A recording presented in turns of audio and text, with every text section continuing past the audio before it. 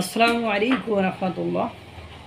মানে বাংলাদেশের মানুষের অর্থাৎ বিশ্বের মুসলমানদের যারা মাওলানা বা ওয়াজি বা হুজুর, তাদের একটা মানুষ খুব ভালোবাসে, শ্রদ্ধা করে, সম্মান করে। কিন্তু এটা যদি চাটুকারি, তা তেল মর্দন, তেলবাজি, চাপাবাজি এগুলো দিয়ে সব চালাইতে থাকে, তাহলে বর্তমান সময়ে এসে সেটা থেকে মুক্তি পাওয়ার কোনো উপায় নেই, বা সেটা দেখা যায় অপমানের একটা জায়গা যে পৌঁছে। আপনারা রফিকুল ইসলাম আফসারি এর নাম জানেন, যে কৌতুক ওয়াজের নামে কৌতুক করে।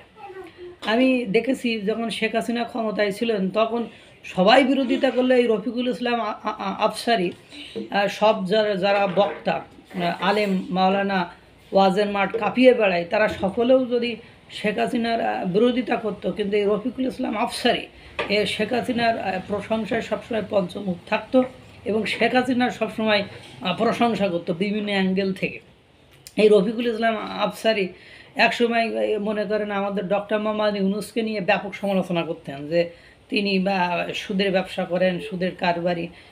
শুধু উনি নয়, এর আগে আপনার তারেক মনোয়ার সাহেব তো ডক্টর মোহাম্মদ ইউনূসকে সেই জিনার কথা, তারপরে উনি নারীদের হত্যার কারণ, মানে মাঠে নামাতেছে, নির্লজ্জ বানাচ্ছে, কর্মী বানাচ্ছে, কত লোকের জীবন কেড়ে নিচ্ছে, ইসলাম পরিপন্থী, এরকম কত কিছু বলতেন। কিন্তু এইসব মানুষগুলো ডক্টর মোহাম্মদ ইউনূস যখন ক্ষমতায় এসেছেন তখন আবার মানে এমন এমন প্রশংসা করেন যেটা আগের বক্তব্যের সাথে পুরো আকাশ পাতাল পার্থক্য। রফিকুল ইসলাম আফসারি উনি বলছেন, আকাশ এরম বড় করে হাত তুলে, আল্লাহ তুমি মানে ডক্টর মোহাম্মদ ইউনূসের জীবদ্দশায় তুমি নির্বাচন দিও না, তুমি হলো এরকম একটা নিয়ামত, বাংলাদেশের জন্য নাকি নিয়ামত।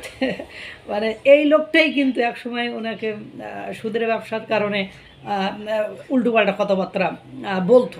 আবার ওই যে আমার তারেক মনোয়ারও এই একই কথা, মানে বর্তমান সময়ের মানে ডক্টর মোহাম্মদ ইউনূসের যে বড় সাপোর্টারের যে অংশ, সেটা হলো আপনার এই হুজুররা এখন আর কোনো জায়গায় সুদ নিয়ে বয়ান করে না, সুদ নিয়ে ওয়াজ করে না, সুদের কথা বলেই না। সুদ বলি বাংলাদেশে কোনো কিছু নেই এখন আর।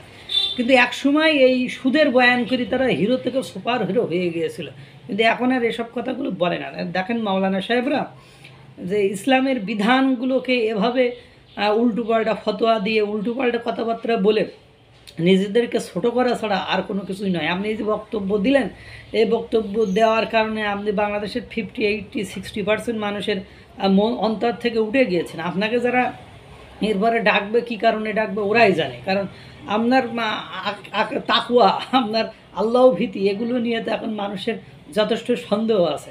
আল্লাহ তাআলা সকলকে ভালো রাখুক, সুস্থ রাখুক। আসসালামু আলাইকুম ওয়া রাহমাতুল্লাহ।